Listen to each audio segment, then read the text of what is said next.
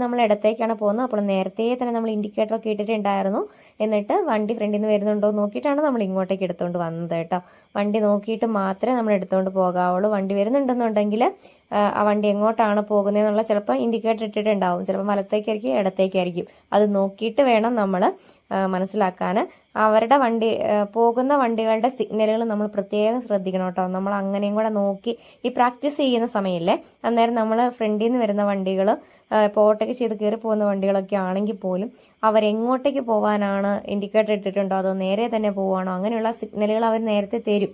അപ്പം അത് നോക്കിക്കാണും. ചിലവരാണെങ്കിൽ ഉണ്ടല്ലോ തൊട്ടടുത്ത് ഈ വളവൊക്കെ എത്തുമ്പോൾ ഇപ്പം ഇടത്തേക്ക് കയറി പോകണമെങ്കിൽ ആ കറക്റ്റ് അവിടെ എത്തുമ്പോൾ മാത്രമായിരിക്കും സിഗ്നല് എന്താ പറയുക ഇൻഡിക്കേറ്റർ ഇടുക. അപ്പോഴായിരിക്കും നമ്മൾ അറിയുക. അതുകൊണ്ട് നമ്മളൊരു ഡിസ്റ്റൻസ് ഇട്ടിട്ട് വേണം എപ്പോഴും വണ്ടി ഓടിക്കാനായിട്ട്. തുടക്കക്കാരായ ആൾക്കാർക്ക് വണ്ടി പ്രാക്ടീസ് ചെയ്യാൻ പറ്റിയ റോഡാണ് കേട്ടോ. കാരണം ഒരുപാട് വണ്ടികളൊന്നും ഇല്ല ഇതിനകത്തൂടെ. പക്ഷെ വലിയ ബസ്സുകളൊന്നും എപ്പോഴും വരത്തില്ല.